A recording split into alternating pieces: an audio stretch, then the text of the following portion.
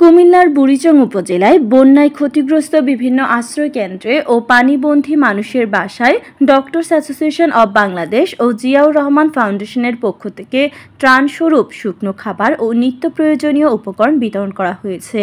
রবিবার দিনব্যাপী বুড়িচং উপজেলার ফকিরবাজার, কালিকাপুর ও ৬ গ্রামের বিভিন্ন আশ্রয় কেন্দ্রে ও পানিবন্দী মানুষের বাসায় ৫০০ প্যাকেট ত্রাণ বিতরণ করেন কেন্দ্রীয় ডাবের সভাপতি ডাক্তার হারুনুর রশিদ, সাধারণ সম্পাদক ডাক্তার আব্দুস সালাম, কেন্দ্রীয় ডাবের সিনিয়র সহসভাপতি ডাক্তার মোহাম্মদ সেলিম, কোষাধ্যক্ষ ডাক্তার জহিরুল ইসলাম শাকিল।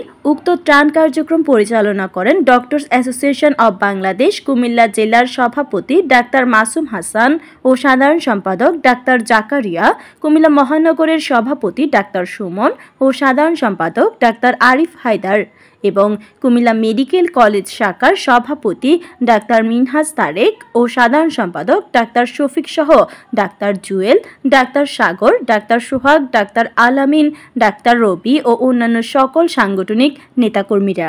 আমরা Ziaur Rahman foundation and doctors association of বাংলাদেশের উদ্যোগে আমরা এখানে বন্যা পরবর্তী যে ত্রাণ সামগ্রী বিতরণ করেছি, আমাদের নেতা তারেক রহমানের নির্দেশে আমরা এখানে কার্য পরিচালনা করেছি। আমরা অলরেডি বাক্সিমুল, কালিকাপুর এবং আরও কয়েকটা ইউনিয়নে যেখানে অনেক বন্যার খারাপ অবস্থা, সেখানে আমরা ত্রাণ সামগ্রী দিয়েছি। তবে আমরা সবাই জানি যে বন্যা পরবর্তী অবস্থায় স্বাস্থ্য খাতের অনেক ডিস্টার্ব হয়, যেমন ডায়রিয়া, স্কিন ডিজিজ, কাশি, এগুলো বেশি বেশি হয়। আমরা আজকে রাতে গিয়েই আমরা আরও নতুন করে মেডিকেল টিম গঠন করে এই এলাকার প্রান্তিক জনগোষ্ঠীকে আমরা মেডিকেল টিমের মাধ্যমে চিকিৎসাগুলো আমরা বাস্তবায়ন করব।